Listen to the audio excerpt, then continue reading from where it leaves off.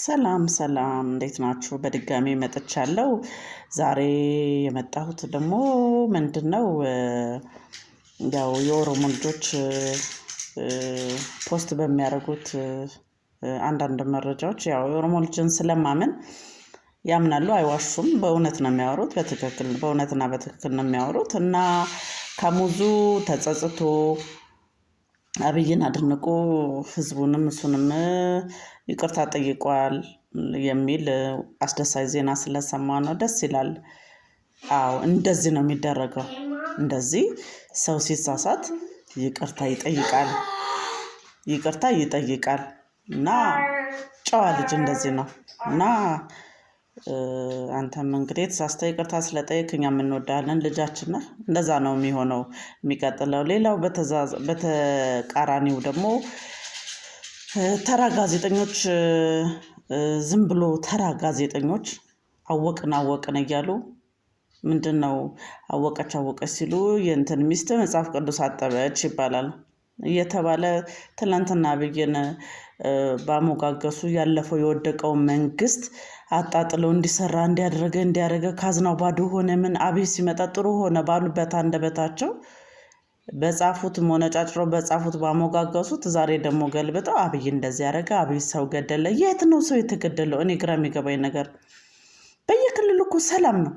እናንተ በየአማራና ትግራይ ላይ እናንተ ሰላም እያጣችሁ ራሳችሁ ሰላም አታችሁ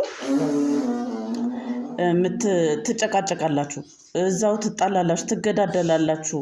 ይሄ የእናንተ ችግር ነው እንጂ የሌላው ህብረተሰብ ወይ ደግሞ የመንግስት ችግር አይደለም። እኛ አሁን አዲስ አበባ አንድ ጥይት ድምፅ ሰምተንም አናቅ። በኦሮሚያ ማንኛውም ክልል ላይ ምንም አይነት ሰምተን አናቅም፣ አንዳንድ ከሚናፈሱ አሉባልታ በቀር ማለት ነው። ይሄ የመንግስት ጥላቻ ነው። ይሄ እንደዚህ አይነት ወሬ የምታናፍሱ የምትጽፉ ጋዜጠኞች ይሄ መፈንቅለ መንግስት በግልጽ ይባላል። እናንተ እኮ የምታሞጋገሱት ምኒልክ ኃይለሥላሴ ቴዎድሮስ የምትሉት እኮ በዛ ጊዜ እኮ እኔ እኮ አስታውሳለሁ። ሰዎች እንኳን እኔ አልደረስኩም በዛ ሰዓት ግን ሲባል እሰማለሁ። ቴሌቪዥን እኮ ቤት ውስጥ ያለው ሰው ውስን ነው። ራዲዮ ቴሌቪዥን ቁጭ ብሎ ካዩ የሚረሸኑበት ጊዜ ነበረ። ያንን ጊዜ እኮ ነው የምታሞግሱት እንዴ? እኛ እኮ ቅድመ አያቶቻችን እኮ እንዴት ተሳቀው እንደኖሩ እኮ እናውቃለን፣ መቼም በተወሰነም ቢሆን ማለት ነው። ስለዚህ የሰው ስም ዝም ብላችሁ አታንሱ። አብይ ጥሩ መንግስት ነው። እኔ ሪኮመንድ ማድረጋችሁ አብይ ጥሩ መንግስት ነው፣ ጥሩ መሪ ነው፣ ወጣት ነው፣ የተማረ ነው፣ ይሰራል፣ እየሰራ ነው። ያለ ስም አትስጡ። ምንም ሀሳብን በነፃነት የመግለጽ ዲሞክራሲ መብት ቢኖርም አንዳንዴ ደግሞ ቆጠብ ማለት እውነትን ተከትሎ መሄድ የተሻለ ይመስለኛል ለማለት ፈልጌ ነው። በተረፈ ኦሮሚያ አዲስ አበባ የኦሮሞ ናት። በሰንዳፋ ስር ናት ያለችው። ለአዲስ አበባ ስትሰፋ እስከ ደቡብ ድረስ ሄዳ። ደቡብ ማን ነው? ጅማ ነው። ኦሮሚያ ነው። በቃ ኦሮሚያ ጅማ ይቀበለናል፣ ሰንዳፋን ማለት ነው። እዛ ላይ ያበቃል። ልክ ጅማ ድንበር ላይ ስትደርስ የሰንዳፋ ግዛት እዛ ድረስ ይሄዳል ማለት ነው። የጅማ ኦሮሞ ደግሞ ቆዳውን እያሰፋ ታውቁታላችሁ አይደል? እያለ እያሰፋ ደቡብ ጠቅላላ እኮ በኦሮሞ ስር ነው። እናውቃለን እኮ የደቡብ እኮ የተለየ ሀገር አይደለም፣ የተለየች ክፍለ ሀገር አይደለችም። በጅማ ስር ነው ያሉት። ደቡብ ማለት ጅማ ነው አለ እንዴ? በዚህ ደግሞ ምስራቅን ተከትለኛል እስከ ሰሜን ስትሄድ ማለት ነው። ሰሜን የምትለው ጋር ስትሄድ ደብረ ብርሃን የኦሮሞ ናት፣ ሰንዳፋ ስር ናት። ወሎ የኦሮሞ ናት አይደል እንዴ? የወሎ እኮ ታሪክና ቃለን የሚሉ እውነተኛ 1-2 ሰው ከተገኘ በቂ ነው። የተሳሳተ ህብረተሰቡን ለማስረዳት እነሱ እንዳንድ መረጃ ሆነው ያገለግላሉ።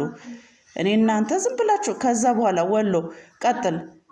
አሁን መቀሌ ሰማዕታት ሐውልት የተገነባው ከወሎ መሬት ላይ ያለፈው የወደቀው መንግስት ከኦሮሞ መሬት ላይ እኮ ነው በግድ ነጥቆ በግፍ ሰማዕታቲ ሐውልት ብሎ እዛ ጋር የገነባው። አላቅም እንደ አውቃለሁ እኮ 90 ምናምናዎቹ ዓመተ ምህረት ልጅም በሆኑ እኮ አውቃለሁ።